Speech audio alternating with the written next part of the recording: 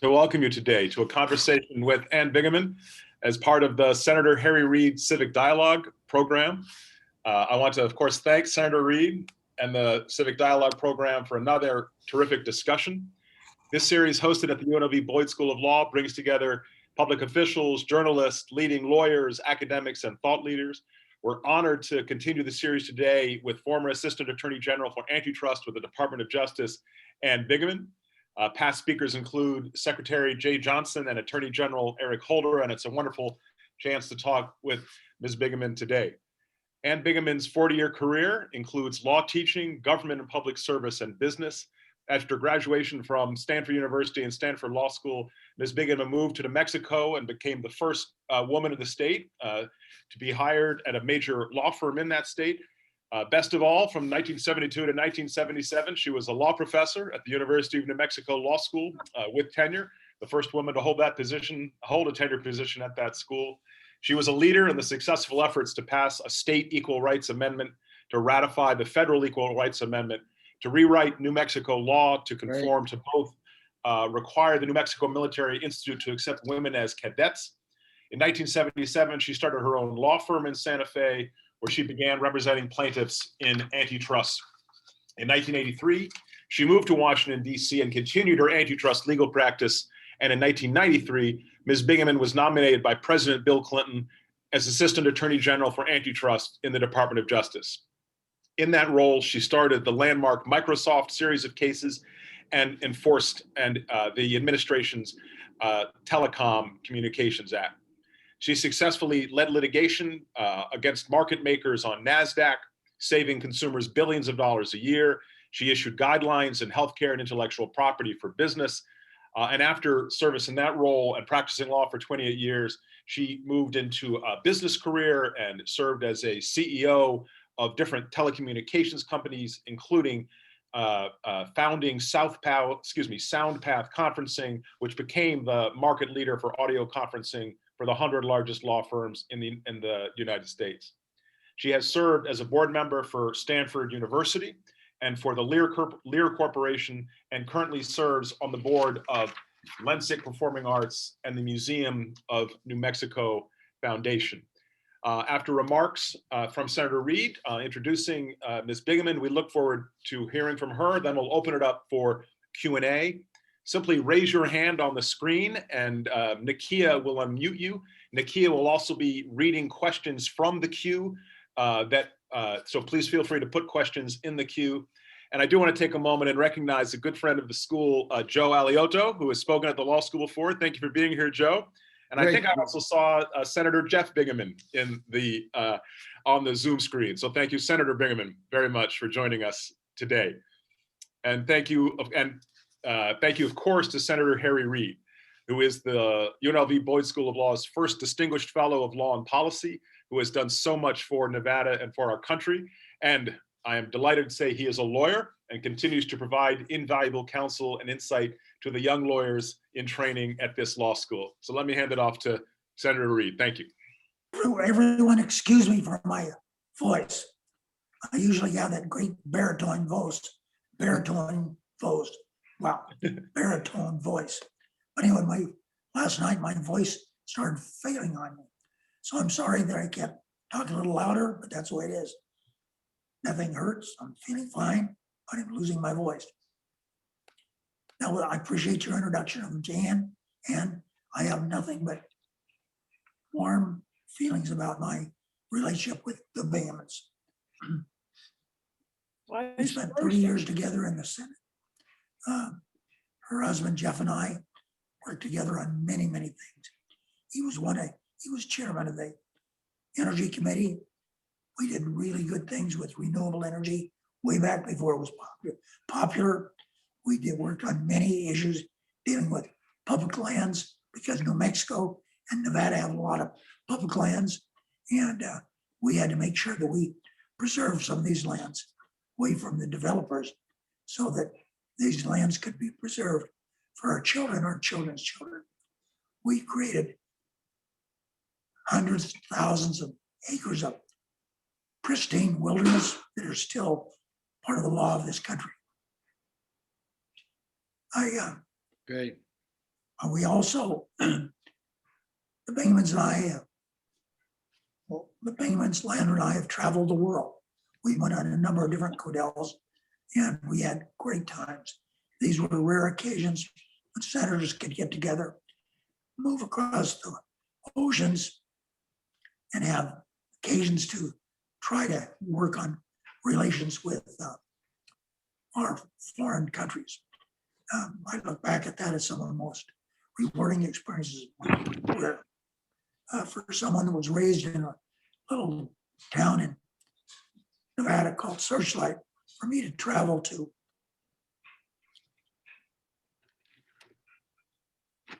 Singapore, to China, to Japan, Uzbekistan, Armenia, all over Africa was really one of my choice experiences being in the Senate. I really appreciate Ann being with us here today. I'm glad that Joe Alioto, my friend of many years, we did antitrust cases together. He's forgotten more about antitrust law than I'll ever know, but he's met his match here today with Ann Bingaman. So Joe can no longer. I think this is a big exaggeration, Harry. I gotta jump in. Well, anyway, glad to have you with us, Joe and Ann. Thank you very much for being with us. Dean? Kia, Thank go you. ahead. So please, Ms. Bingaman. You've pretty much stolen my thunder. I don't know whether to go through this or just, I tell you what, the theme I wanted to talk about as I thought about it, I found it in a book. And the saying is, the world is a casino and our lives are games of chance. I actually believe that. That is pretty much my life. And it starts within law school in a really terrible class with a seating chart. So where you sat, you had to sit the whole semester. By random chance, I sat next to Jeff, and the teacher was terrible. So we started writing notes, joking about this professor and how crummy he was. And if I had sat one seat over, I don't know what would happen to me. I have no idea, but I didn't. By sheer chance, I sat next to him, and here I am, 50 some years later. Let's see, that was 1966. It'll be 55 years this coming fall. So we got married after the bar exams in September, came to New Mexico, but he quickly joined the Army Reserves. I went and lived with, it was Vietnam time, obviously, 1968. I lived with my parents, worked for a firm in Phoenix. And when he got out, we came to Santa Fe. I worked for the Bureau of Revenue, which oddly, it sounds dull, but the commissioner was brilliant. And he had me draft new mining tax legislation, testified to 2 committees in the New Mexico legislature, because I had met with a lot of industry groups. And I got comfortable being around, they're just people, from some small towns, some Albuquerque and so forth. But actually that job had more of an impact than you might think. We then moved to Albuquerque because Jeff always wanted to get into politics and he thought he had to live in the biggest town in the state. Santa Fe was 25,000 at the time. Albuquerque was about 300,000. And when I was sworn into the bar, the man I later worked for, oddly, Joe Braille, gave the bar luncheon for the new admittees. And he said, "This is a banner year. We now have 860 members of the New Mexico bar, and 16 of them are women. And the fact is, a number of those women were retired. that's just how it was in those days. My mother was a complete political junkie. So at age 9, I was 1952, crazy about Adlai Stevenson, cried when he lost. And I figured, I started telling people, I'm going to be a lawyer because Adlai Stevenson is a lawyer. I know that sounds totally nuts, but my parents didn't go to college. No one in my family had been to college. And I just, from then on, people would say, what are you going to do when you grow up? I'd say, I'm going to be a lawyer. It's like, oh, well, that's nice. I never picked up a thing and I did it. But at the time I went to law school, 3% of lawyers were women, which had been the percentage in 1920. It was no different. But after the late 60s and early 70s, there's this flood of women going into law school. And that turned out to be the greatest break of all because it was like there was this tidal wave in back of me of women demanding a woman this or that. Law professor, I became the first woman law professor at UNM Law School, became the first woman to have the antitrust division. Today, women lawyers, I don't know what percentage they are of the bar. I didn't look it up, but it's pretty significant. I had so many breaks just by this odd thing of going to law school so early and honestly marrying Jeff because the state was so small. Everybody knew everybody. Lawyers all over the state were like, okay, who are the admittees? Oh, that's Joe's nephew. Yeah, I mean, seriously, that's how it was. It was like a big family. People really knew each other. And I worked for the Bureau of Revenue, drafted tax statute, testified in several committees, met with legislature. I got sort of familiar with the legislature. We then moved to Albuquerque because there were so few women. I'd call every firm in town. I, I couldn't get an appointment. I couldn't get a job. I couldn't get in the front door, much less get a job. So finally, there was this man in our law school class. Jeff knew him too. I mean, the class was 150. It wasn't a big group of people. And I called him up. His name was Cameron Graham. He's actually still in New Mexico. He was from California, but he'd come out here on a legal aid job as a draft dodge in Vietnam. That's how I ended up in Albuquerque. Anyway, he was at the second biggest firm in the state, which was then 14 people. It was considered a leviathan of New Mexico law.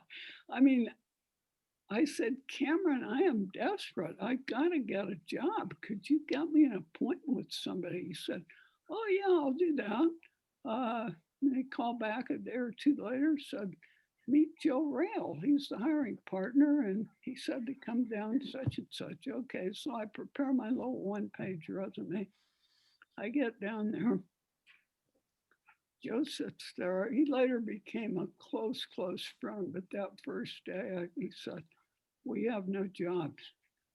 I said, well, how about a law clerk? We don't hire law clerks. I mean, I was facing commuting to Santa Fe in a 1964 Dodge Dart on bald tires.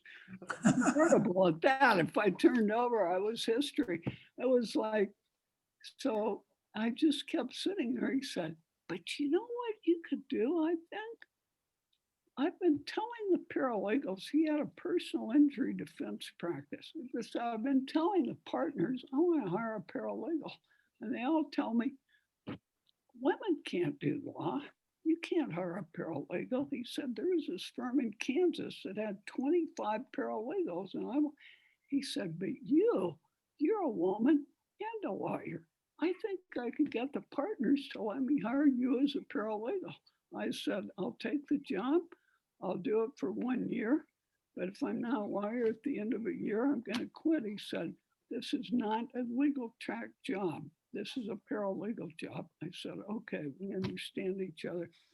So I go to work and, it turned out to be one of the luckiest things in my life because Joe Rail was a smart, smart man. And he was on the defense side and he'd give me interrogatories to write.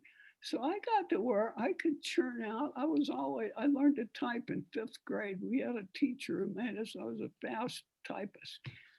And I could churn out 100 pages of interrogatories on your basic fender bender with no deaths. I mean, and people all over Albuquerque, Joe, who do you have over there writing these interrogatories? What's going on? This is ridiculous. And Joe loved it. I loved it. It was a lot of fun.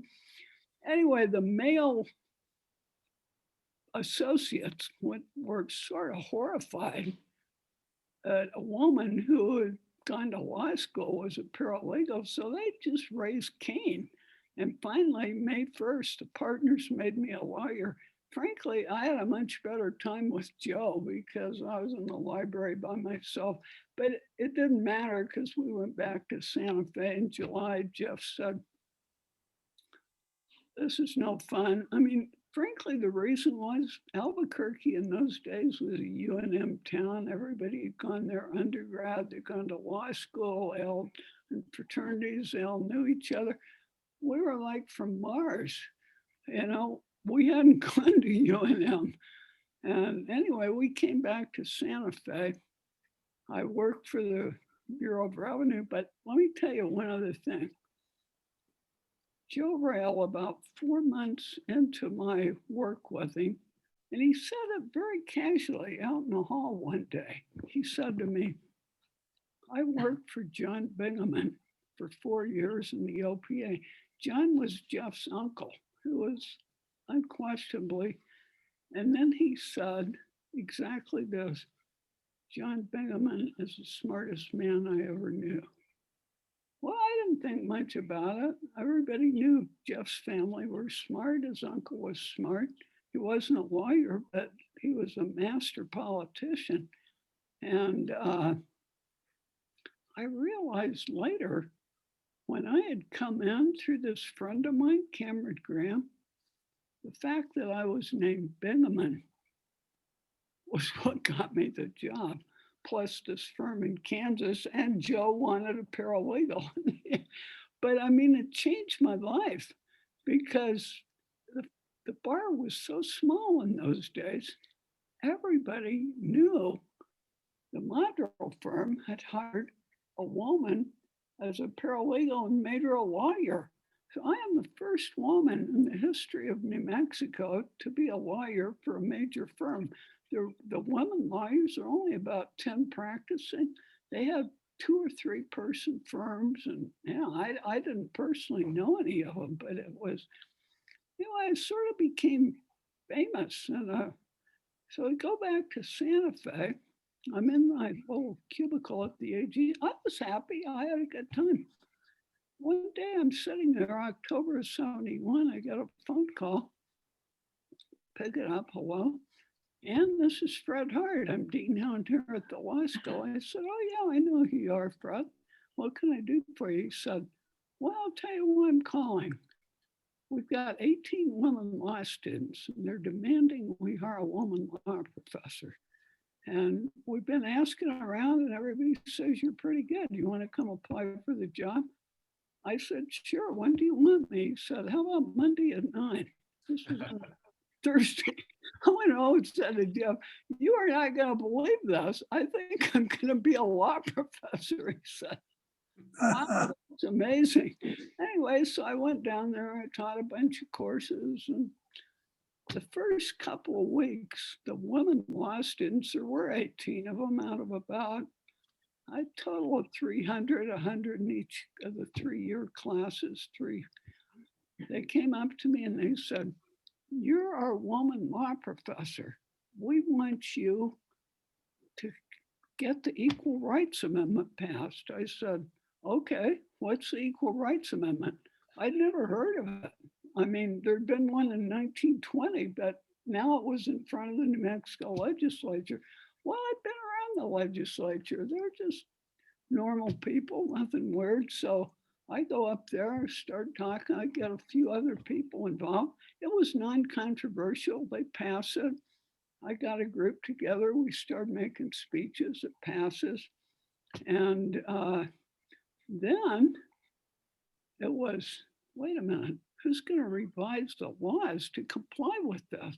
So I got a group of lawyers, a model firm, and some others. We revised the laws. That was all fine. Then I heard about New Mexico Military Institute, state funded, did not admit women. Well, that sort of outraged my little feminist heart, although that wasn't in those days. So I got the wife of a state senator from Los Alamos. Her name was Pat Rogers, and she was dynamite. She knew everybody.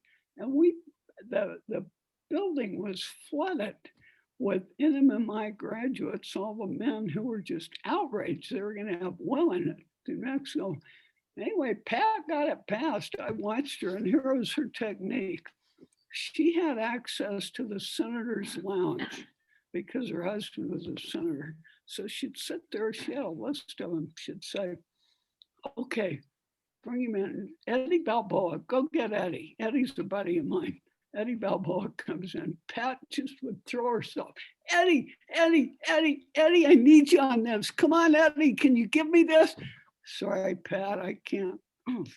Should call on another one. She passed it.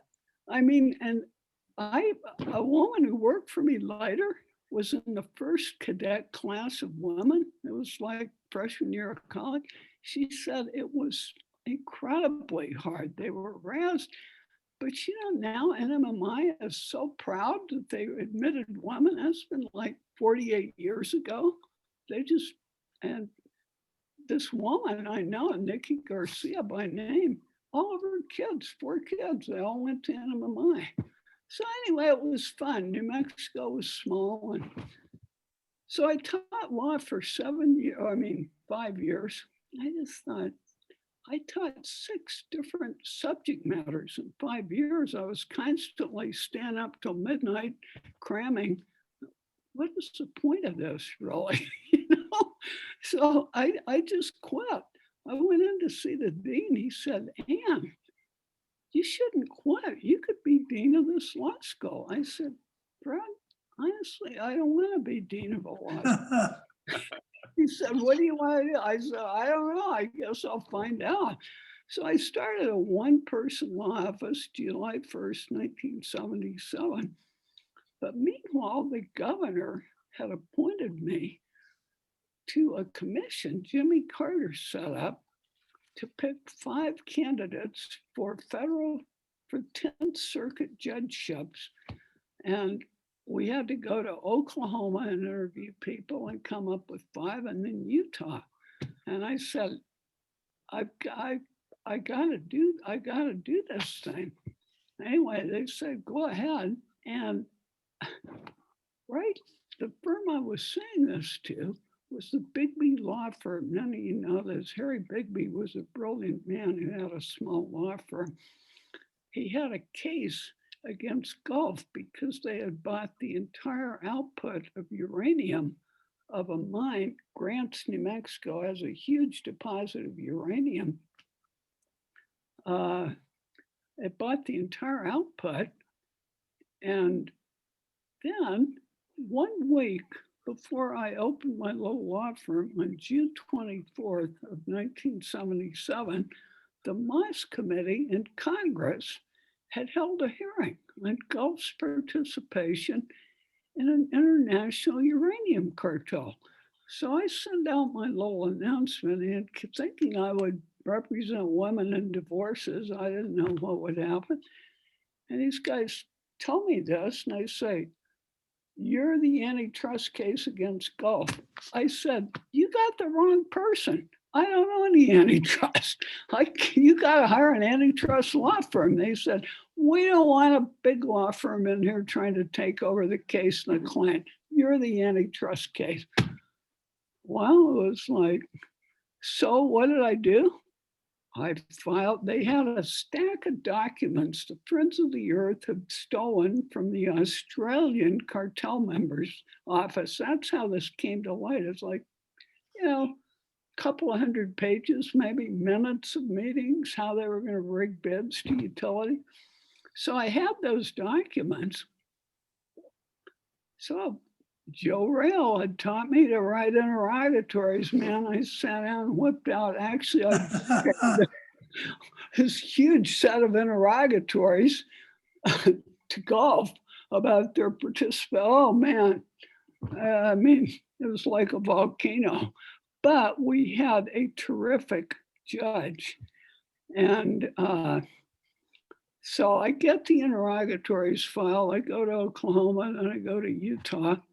And, you know, I don't know why this one, I would seem really impressive people. It's one man named John Flynn, just impressed me. I followed him out into the hall. I said, I've got this antitrust cartel case, and I'd like to hire you as a consultant on the case. He said, isn't that improper? I said, I won't vote on your nomination. I won't have anything to do with it. I won't speak.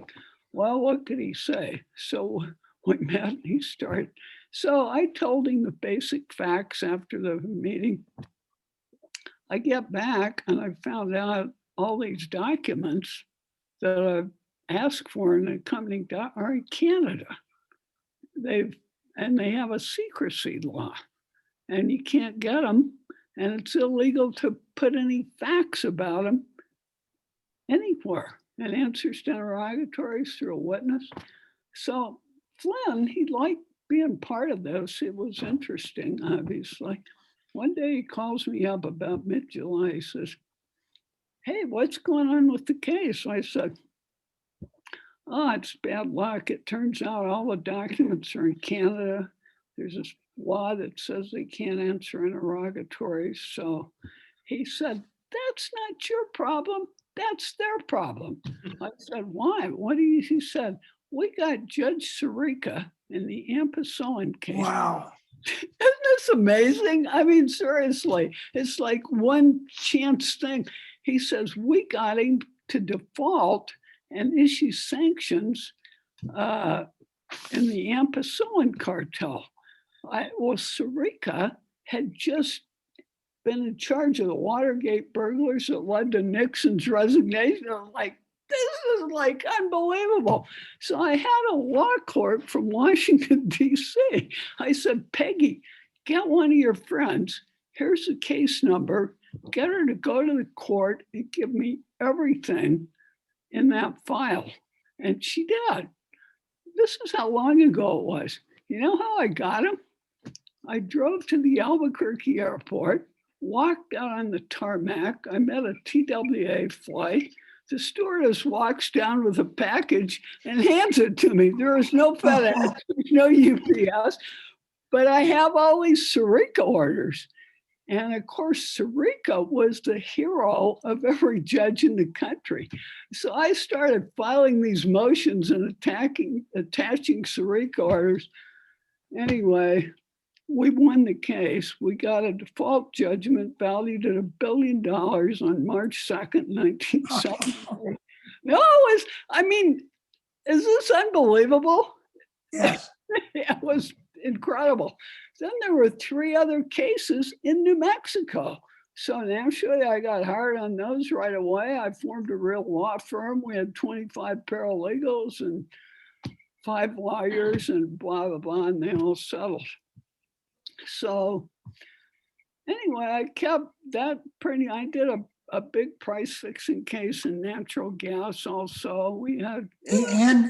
And were those contingent fees?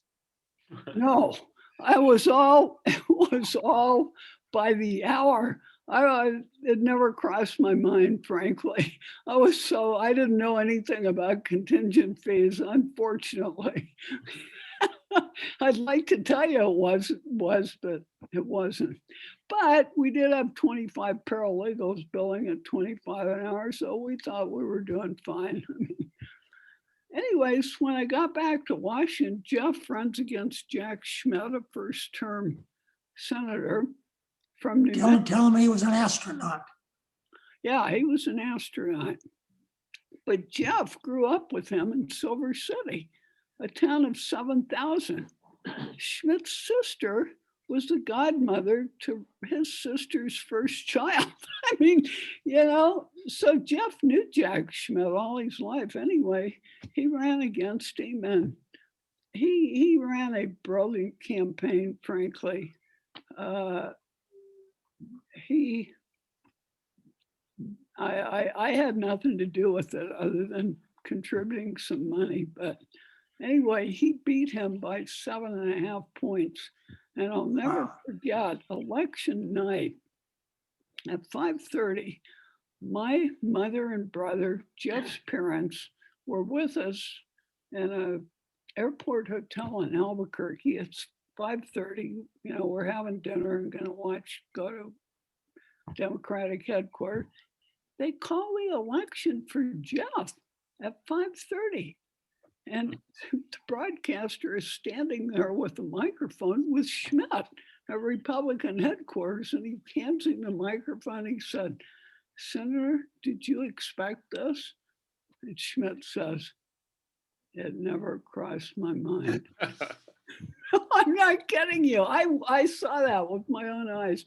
Anyway, so we go to Washington, and luckily I had this, antitrust experience. And I joined Powell Goldstein, where Stu Eisenstadt was, and did a number of antitrust cases, and then get to the Clinton administration. And I figured I'd like to be head of the antitrust division. I've been doing this a long time at this point. And I had raised money for Jeff for debt retirement with 80 lobbyists who I found. Jeff was sick of raising money. He said, "Why don't you raise?" I said, "Okay, that's fine. I don't have a problem." I'd have breakfast with these guys. I'd get 10 people coming to these. Jeff would come to the breakfast. I had a little part-time fundraiser. And then he said, "Okay, why don't you do it for the 88 race?" I said, "Okay, fine, do it again." So when the Clinton thing comes around, I really knew these guys. I'd been working with them a couple of cycles. And so I got a resume together, called them up and said, "I'd like to be head of the antitrust division. I'll fax you my resume, and if you can, put in a good word for me." So they'd say, fine. I never heard a word back. I didn't know what they did. I just figured, see what happened. And I realized I went to an event on April 20th of 93, and no announcements. Clinton was a little bit slow to make appointments. And I went to this open house on a Sunday, and there's this huge line there. And I said to somebody, "What is this line about?" They said, "Milan Rivera is here." Well, this was Hillary Clinton's chief of staff. I said, "Oh, great." So I get in the line. About an hour later, I get up to her, stick out my hand. "Hi, Milan, I'm Ann Bingaman." She says, "You're Ann Bingaman?" I said, "Yeah." I was thinking, uh-oh. And I said, "Why?" She said, "Oh, we've wanted to meet you in the Clinton White House." I said, "Why?" She said, "We want you to write a book on how to get a job in the Clinton administration." So anyway, so I get to the antitrust division, another chance. All these things, it's funny, things you sort of build on each other. I had Thurgood Marshall had died in April of 93, and everybody in town went to his funeral. It was a huge deal, obviously, at the National Cathedral. And by sheer chance, I got seated next to Fritz Hollings in the bus that went back to the Senate. I didn't know him. I mean, I never was around the Senate. Fritz was this talkative, great guy. And we, it was about a 30-minute bus ride because there was traffic. And I got to know him.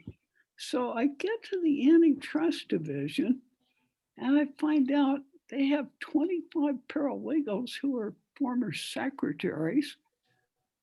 They have been starved by 12 years of a Republican administration.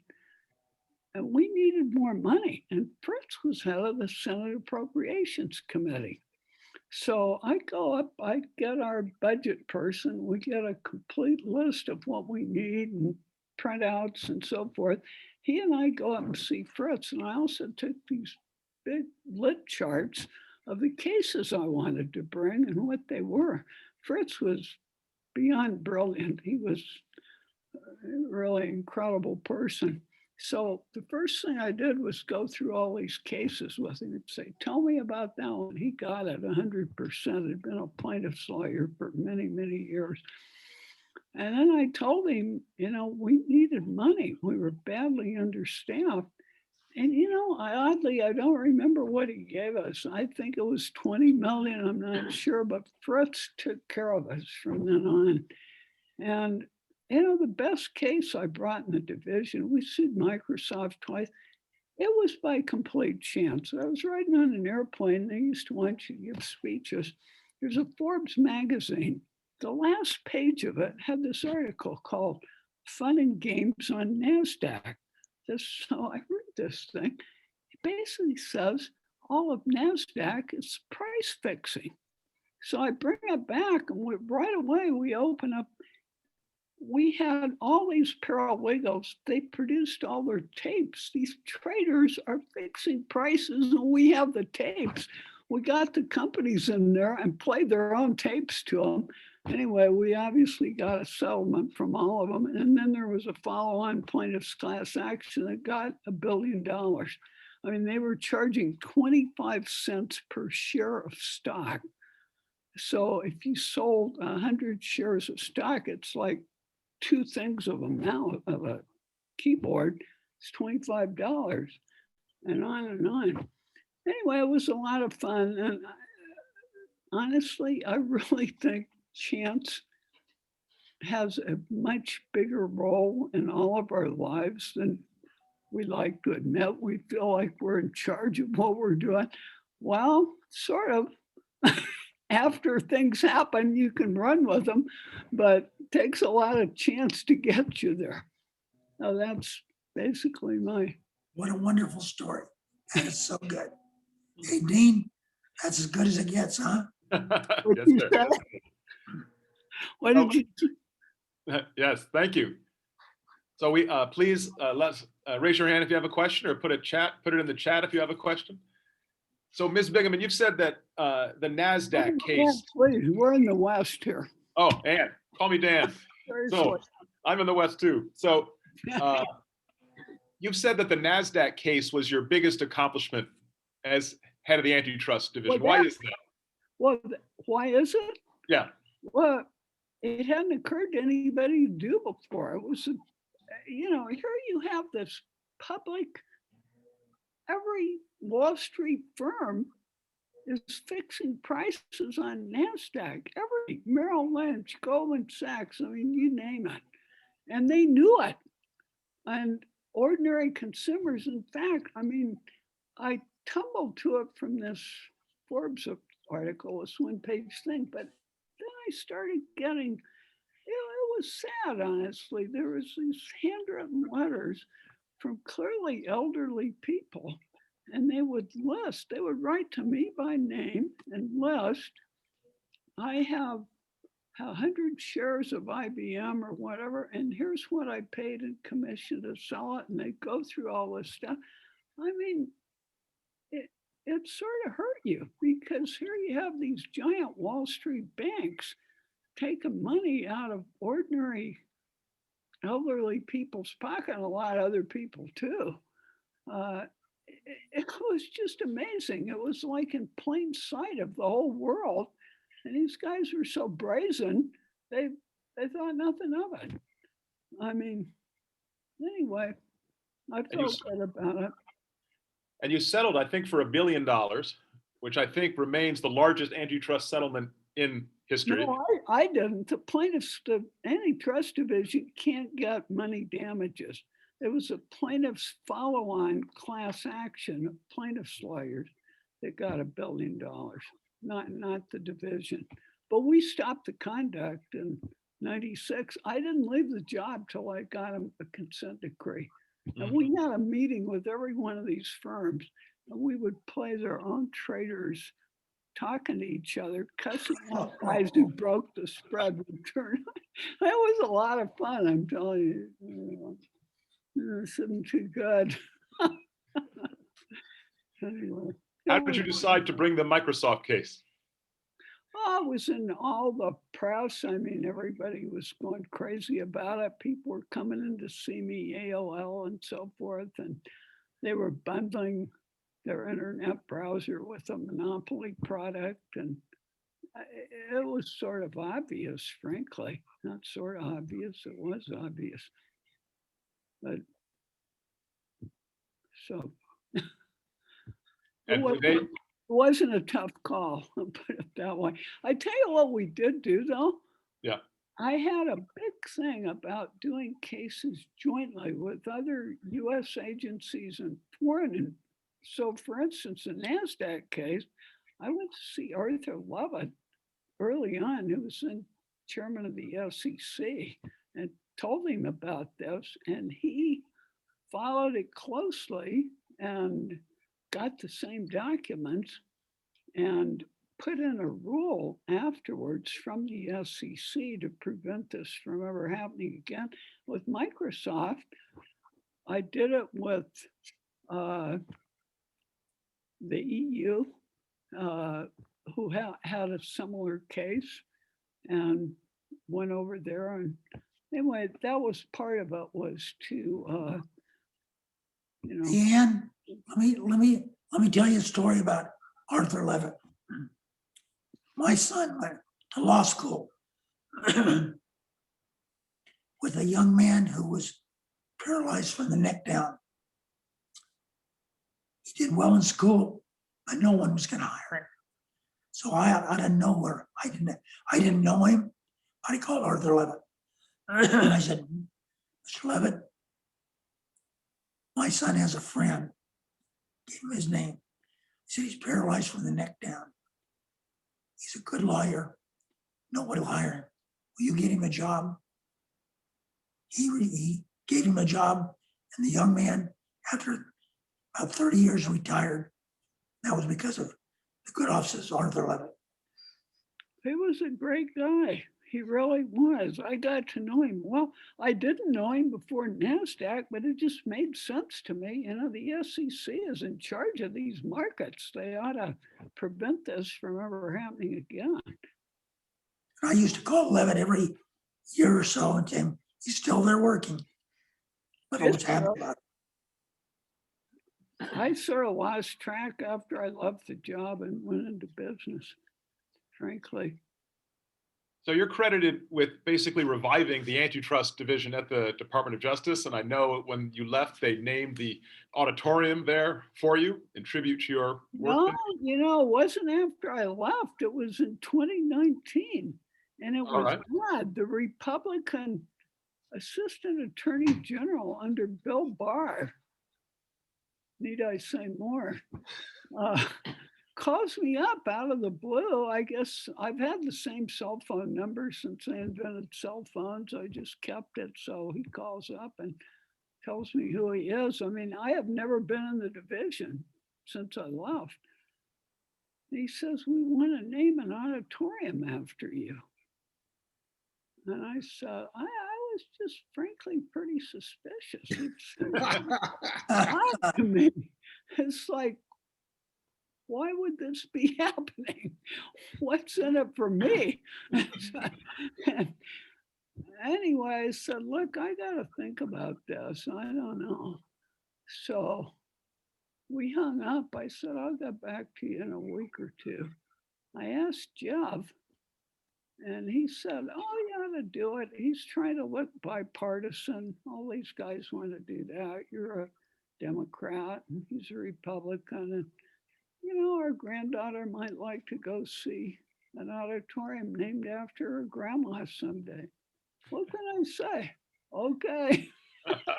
Well, Oh, that's I must say, Anne, that you've been a very strong inspiration for an awful lot of people, especially young women who are in antitrust. In my office, I have a number of women that are very strong and tough. You're a real inspiration for them. And you were a breath of fresh air. I'm here. I'm here. You were a breath of fresh air. And for a new time now, the antitrust laws started to be enforced. People almost forgot about them. So you've been a great enlightenment, really, to an awful lot of people. People you probably don't know. Well, I know you don't, but you're a major hero for them. I just had one of my young lawyers, a young woman, who went just now. She worked with me for about 5 years, and she now went with the antitrust division. She's so excited and everything because all I do is antitrust work, and she felt like she had a good hold on it, and now she was going to be a part of the government and work directly for the people, and it's so important. Now, there's one thing that you mentioned, and that was about Thurgood Marshall. And Thurgood Marshall wrote the most extraordinary statement about antitrust law and how he related it to the Bill of Rights. And I think that a lot of people, just the way you were talking, that you would get letters from people here or there, or, just small people trying to make a living going on and being cheated by guys that could otherwise make very good business, and instead greed took over them. So it was very important that you were there. I don't know if you remember it, I had the opportunity, I called you when you were, before you were confirmed, and you were gracious enough to allow me to come visit you. And I thought it was a great experience for me. I do want you to know now that Senator Reid, and Senator Reid is an antitrust lawyer. We had 2 antitrust trials together. And I also had a trial, by the way, in Albuquerque. I thought that was great. I forgot the name of the judge. He was a tough one. Yeah, but it was great. Anyway, I wanted you to know that I am delighted that I had the chance to be here and listen to your wonderful stories. Thank you, Joe. The old saying, better be lucky than smart. I may have said that. That's the story of my life, basically. No, I'm really serious. I'm not kidding a bit. I'm sorry. I think we've got a question in the chat from Nakia. Yes, Miss Bingaman, we actually have a couple of questions along the same lines. Were you ever afraid of retaliation or harm going against such power players? Never crossed my mind. Frankly, what are they going to do? Assassinate me or what? No, I never thought of it. I don't think that's a realistic. I mean, there are criminal laws, or maybe you just, I don't know what you mean, try to keep me from getting another job. I'm not sure what retaliation means exactly, but it never occurred to me. If anybody retaliates, you just counterclaim against them, that's all. I don't know, maybe I'm naive. It just never crossed my mind, honestly. What is the direction antitrust law should go under the new Biden administration, if you're willing to answer that? And Joe, too, I'd be interested in your takes. Well, I went into business in '98. And the reason I did, I had done plaintiff's work for a long time.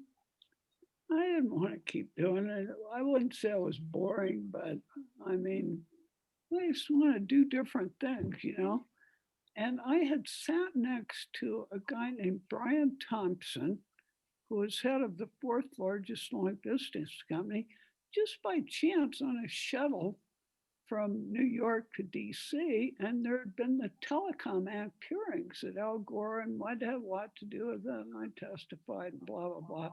So we had a really nice talk. He's a great guy, very outgoing Irishman, good Democrat.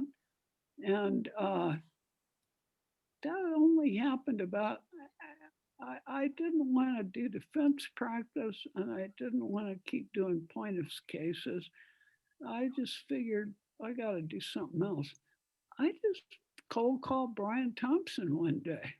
I said, I'd like to come out and see you. I'm trying to figure out what day. He said, great, come on out. So I go see him.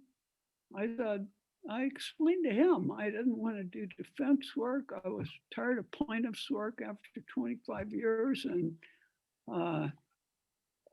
he said, come on in, I'll make your senior VP for local service, the theory of the. So I went out there and gee, I had just an absolutely wonderful time. I mean, it was a lot of fun. So I just decided, heck, he's got this business. I can start a business. And while I was out there, I heard about GTE putting rural lines up for sale in New Mexico, Texas, Oklahoma, and Arkansas. And I heard that they were going to give them to an Hispanic group to try to curry favor with the FCC, minority. I figured, hey, I'm from New Mexico. We're 45% Hispanic, 45% Anglo. And I got tons of Hispanics who are very impressive people.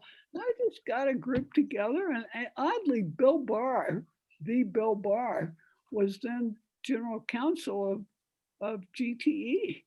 So I went to see him, and I just told him, I'm going to bet on these lines. Well, what could he say? He can't keep me from betting. And I knew these guys he had thought they were going to lowball it and steal these things. So I found a private equity firm on Wall Street. How I did that, I can't really remember, but I did. And they were glad to do it. So it was fun. I lived in Dallas 2.5 years as CEO. I mean, it was different. It was fun. We got another question, right, Nakia? Yes, Ms. Bingaman, how were the joint cases with other agencies? Did the process seem easier or more difficult? That's interesting. Yeah, working between agencies, between the SEC and the FCC and the FTC, how was that process? And is that easier than we think or harder than we think? Actually, the FTC did their own cases. We split them. We never worked on a case jointly. The SEC has completely different jurisdiction. They're about the securities laws. We're about it wasn't a problem because these agencies are so different. If it were the FTC, if you'd been trying to deal with them, we did write guidelines together so there would be uniformity, but it was fine. So I never had an issue with it. Mm-hmm. Never. What about reform today? Joe, I'd be curious for your take, and also you, Ann. If we were going to reform or enforce antitrust law differently in the Biden administration, what would that look like? If you were giving advice to President Biden or the head of the antitrust division today, what would you say? Well, I would tell him that I don't believe that any new law is really necessary. I think that enforcement of the laws that we have, but you have to enforce them. And I think that because lately, because they haven't been enforced, there's been an awful lot of inequality in income, inequality in wealth, and more importantly, I think it's creeping into an inequality in opportunity. And that has to be opened up. The mega mergers have got to stop. They result in a lot of people losing losing jobs. Prices go up, of course. Output, forget it. Production, forget it. Quality, forget it. Those are not good aspects socially. And if people don't have economic freedom, I mean, they're not going to have political or social freedom. And the antitrust laws can help them in a very, very large way, I think. And I think there's a huge potential there to restore competition in the United States and make all of these things available to the people. What do you think, Ann? you know, that's it's. I'll get down to my paralegal background and focus on details. That's so high level, I can't really get there in my own mind. That's just sort of not how my mind works. I mean, I agree with you. There shouldn't be mega companies. I'm totally for that. And I think you read in the paper all this talk about doing something about Google and Amazon. And, you know, I left antitrust basically in 96. We're talking coming on to 25 years. So I haven't kept up with it and been relevant to what I'm doing. Which, So I think we've got one more question from Nakia. Is that right? Nope, we're Do I have good. that We've right? asked all our questions. Okay, terrific. And you be sure to tell Jeff I said hello. I'm glad he's watching here. he is. My 30 years with Jeff and Bingaman was a pleasant part of my life. They're great to work with, both of you. Vice versa, Harry. You gave us some terrific times in South America, and knowing you generally, we felt lucky. We still feel lucky. Say hi to Landra, seriously. Thank you very much, Ann, for doing this. They will. Thanks, I'm Joe. honored that you would ask It was me. just Ann's speech was just a wonderful speech, especially the way we went from one area to another. And I have to take into consideration now her view about chance and luck. And I think that she's absolutely right. Oh, my whole life is random chance and what you can figure out to do with it. That's what it comes down to. You've done a great job, Ann. You've done a great job. You took advantage of them. You know, luck very is a much. big part of life, Yeah. and I've had more than my share by far. That's great. Okay. Thank you so much, Ms. Bingaman. Thank you, Senator Reed, and we'll see you at the next series. Wonderful. Congratulations. Excellent. Okay. Talk soon.